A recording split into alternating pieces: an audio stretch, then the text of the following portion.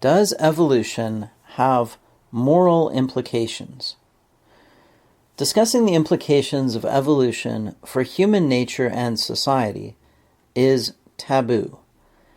It is often labeled social Darwinism and dismissed as discredited, pseudoscience, bigoted, or simply evil.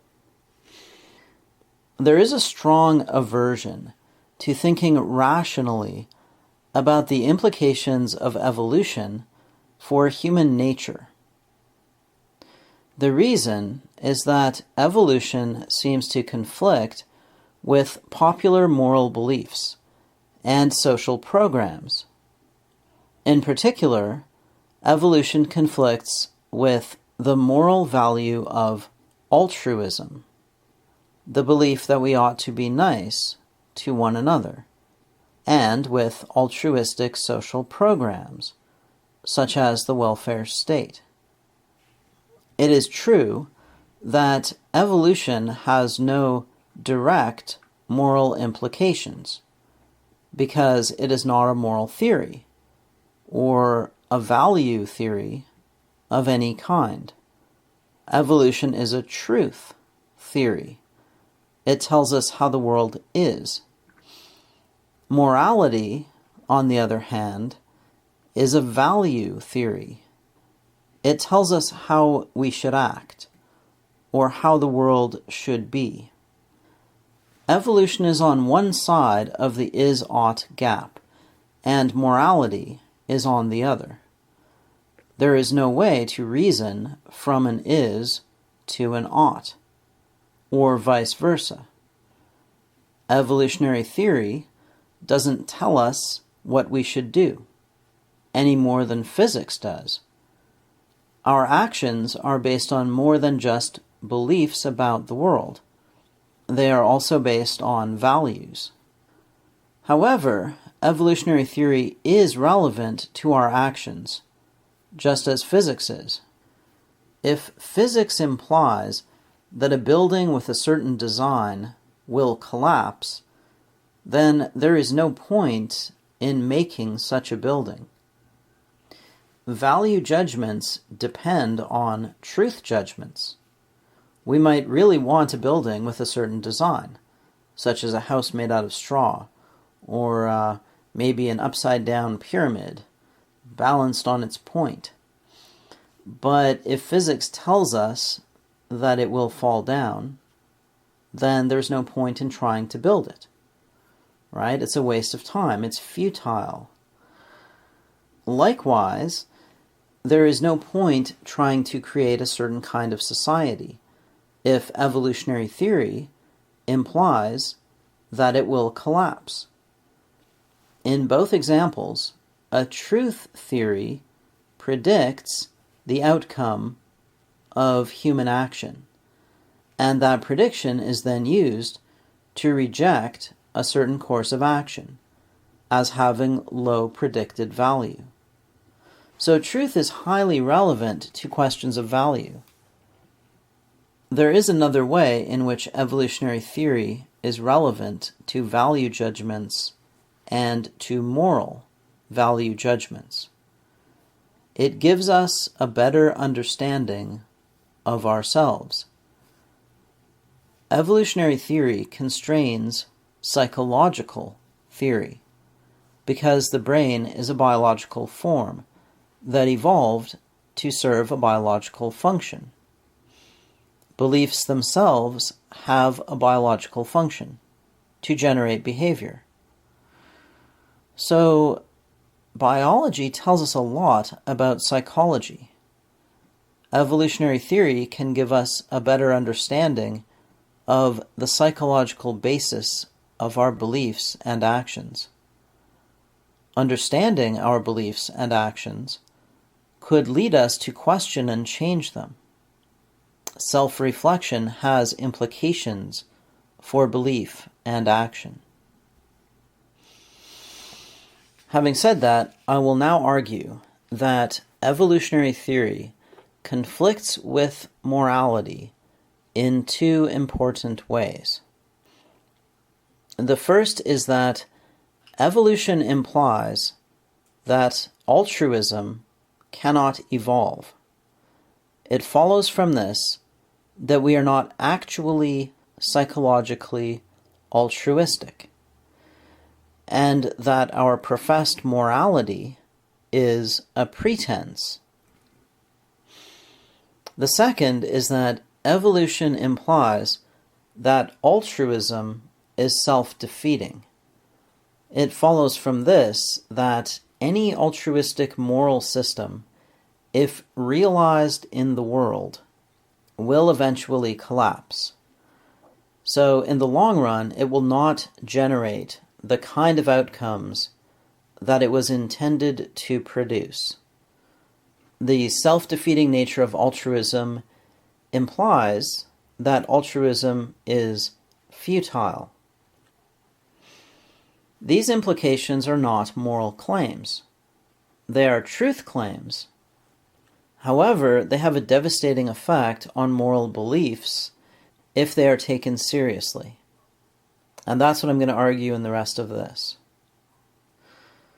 The implication that morality is a lie has a profound effect on moral beliefs, even though it is not a moral claim, but rather a truth claim about the nature of moral beliefs.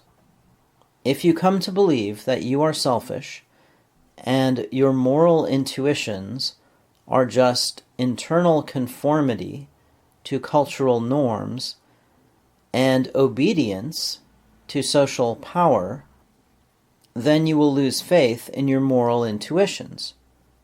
You will no longer see them as a reflection of real objective moral values. Instead, you will see them as a system of heuristics for getting rewards and avoiding punishments. And once you see your moral intuitions in that way, you will no longer believe in morality. You will still have moral intuitions, but you will no longer view them as an expression of your goodness relative to objective moral standards. Instead, you will see them as an expression of your selfishness, conformity, and obedience in a social context. Evolutionary theory doesn't imply the non-existence of God, but it does lead people toward atheism because it conflicts with religious narratives. Likewise, evolutionary theory doesn't directly negate moral values, but it leads you toward amorality because it conflicts with moral narratives about human nature and society. In particular, it conflicts with your moral narrative about yourself. Some try to resolve this conflict by claiming that altruism could and did evolve, and that human beings are naturally altruistic. So they try to deny that evolution has the two implications that I claimed. Over the years, there have been many attempts to derive altruism from evolution. Such attempts are not driven by the desire to explain reality. They are driven by the desire to eliminate the conflict between evolution and morality, in the same way that creationism is driven by the desire to eliminate the conflict between evolution and religion. It is not driven by the desire to understand the world. It has no explanatory power, right? Creationism doesn't explain anything about the world. It's just an attempt to prevent evolutionary theory from being taken seriously and its implications from conflicting with religion. And the same is true of the attempts to derive altruism from evolution. The simplest way to eliminate the conflict between morality and evolution is to reject morality as untenable and unnecessary. However, for most people, moral values are deep assumptions that cannot easily be discarded. They cannot just throw away their morality. And so there has been a lot of effort expended trying to make altruism consistent with evolutionary theory. The most sophisticated modern version is kin selection theory, the black box of kin selection and Hamilton's rule that is invoked, mainly to just leave room for altruism in evolutionary theory. But it's invoked also to explain, in quotes, every apparent instance of kin altruism, such as worker bees caring for their sisters, and yet it is exempted from falsification by the far more abundant examples of kin competition, such as queen bees killing their sisters. Workers and queens are related in exactly the same way. The only difference is a queen is fed royal jelly. But the first thing that queens do when they crawl out of their cells is go looking for other queens, and if they find them, they kill them. So if a theory just says that worker bees are nice to each other because of kin selection, it should be falsified by the fact that queen bees kill their sisters. It can't explain the one without being falsified by the other. To have predictive and explanatory power, the theory would have to be able to predict when kin altruism would occur and when it would not. And kin selection theory does not do that. And so it has no predictive or explanatory power. And it is always applied as part of a cherry-picking expedition intended to find altruism in nature. They go out looking for examples to fit the theory. And that's not what you're supposed to do if you're interested in the truth. If you're interested in the truth, you go trying to falsify your theory. You don't claim that your theory is right because you were able to find a few instances that fit it, right? So the theory has no predictive or explanatory power.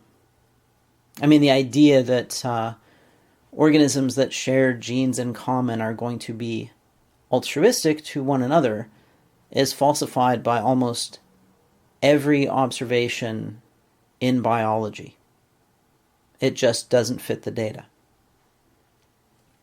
But the desire to find a way to fit altruism into evolutionary theory is an example of how scientists are not immune to ideological bias and ideological blindness.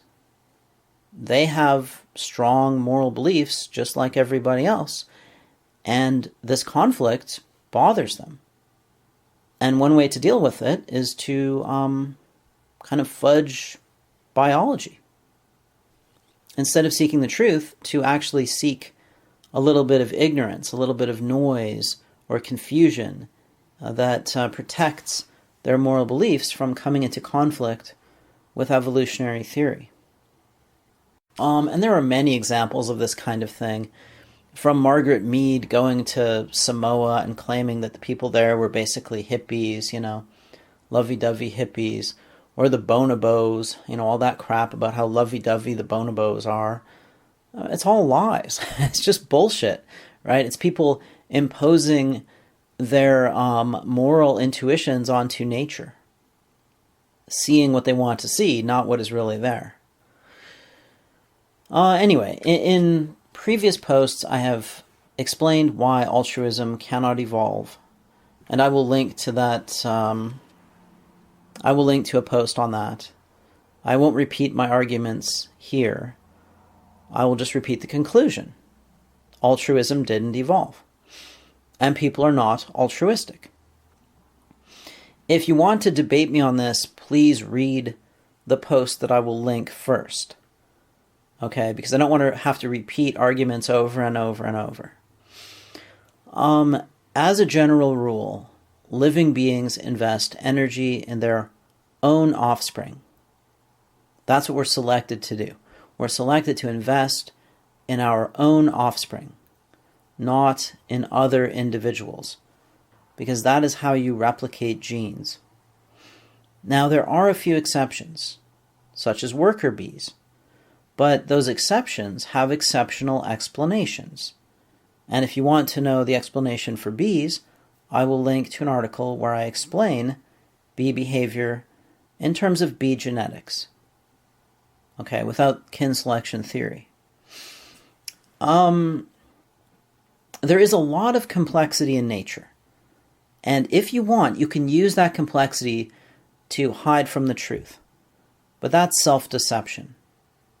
The complexity of nature does not hide the overall pattern unless you want it to.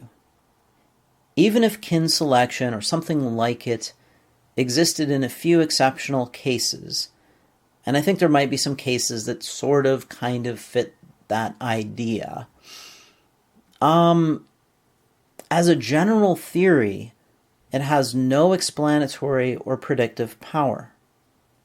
It could only explain things as a special mechanism that might occur in a few exceptional cases. And it certainly doesn't explain anything about human behavior. Okay, we are not altruistic. We are selfish. We're not only selfish, we're violent. Because life is selfish and violent. And this really bothers a lot of people, but it's a fairly obvious fact about the world and about human nature. Okay, so that fact really comes into conflict with people's moral narratives, because most people have a moral narrative in which they are good, they are, altruistic, and their society or their perceived in-group is good. And those moral narratives are always lies. All right, now to address the other way that evolution conflicts with morality, the implication that altruistic social systems are self-defeating. This implication is so obvious that a special label was invented to dismiss it without debate. And that label is social Darwinism. If a society subsidizes free rider reproduction, as the modern welfare state does, that society will eventually collapse due to the accumulation of a large free rider population. There's just a basic, simple fact here. You get what you select for. If you subsidize free riders, you get free riders. It's just like there are economic incentives. You get what you incentivize for economically. Well, in the longer run, you get what you incentivize for biologically, because there are biological incentives too. So the welfare state is unstable, not only economically, but biologically. It is self-defeating.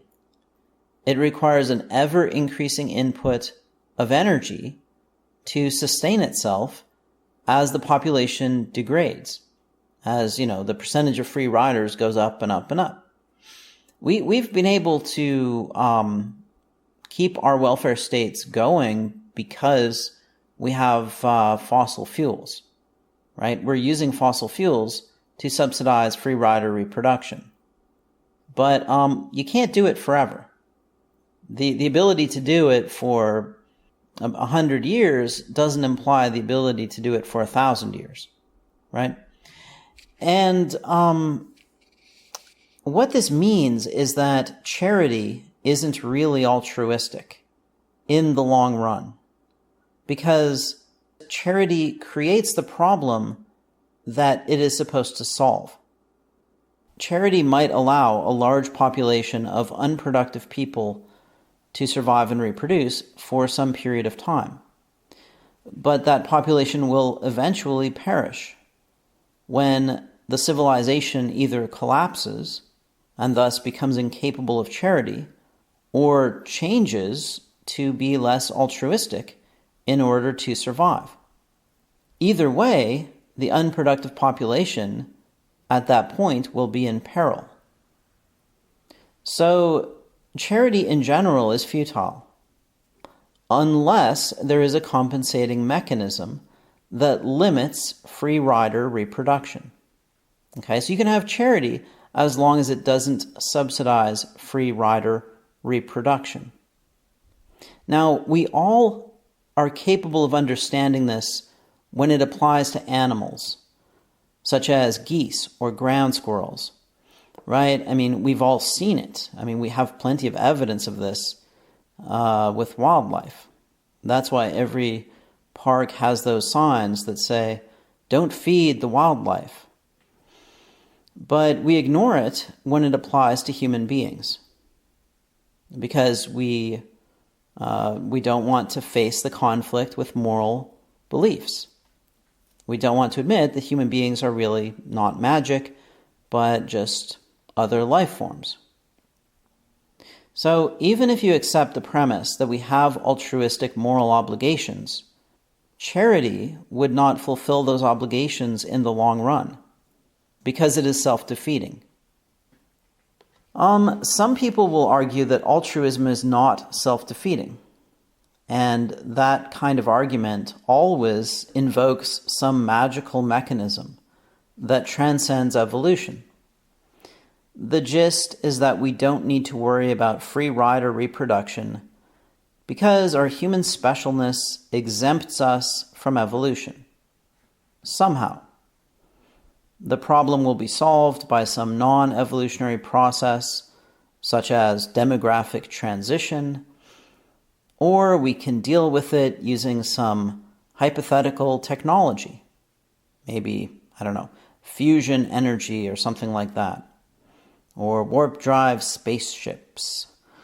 So it isn't really a problem, right? This is a sweep it under the rug fallacy. Let's sweep it under the rug with a deus ex machina, where we claim that something that we can't explain will solve the problem for us in the future, right? It isn't really a problem because something will come along and solve it for us.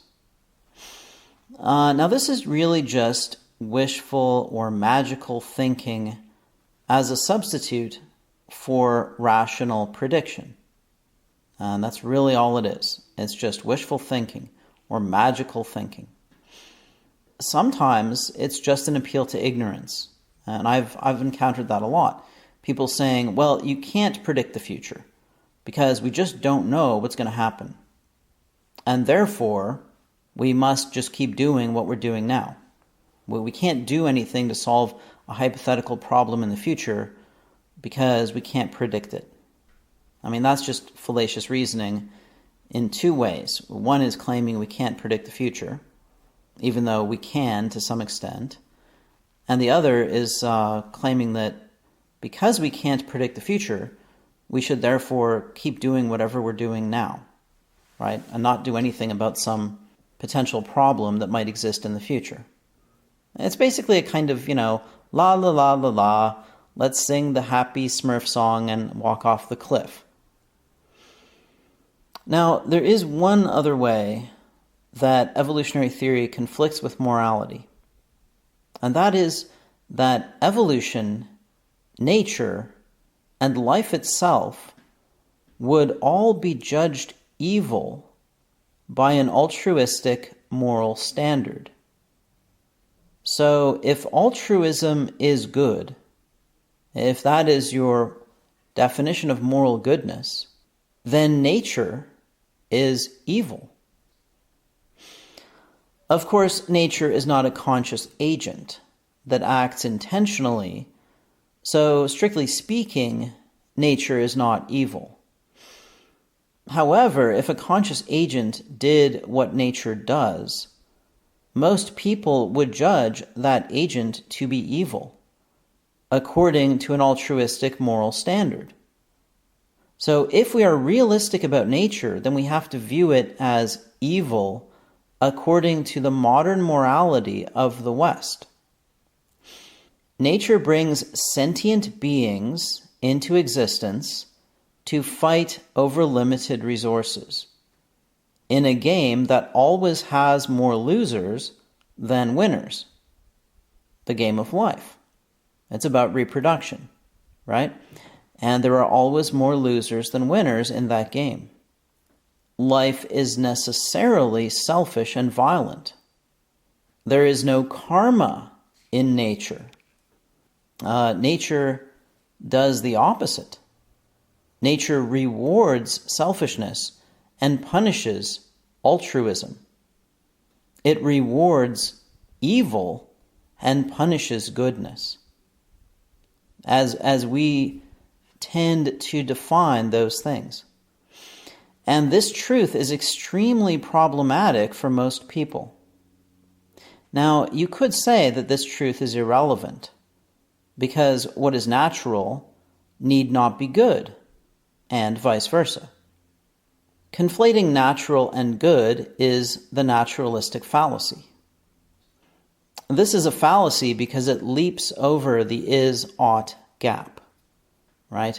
What is natural is a question of truth. What is good is a question of value.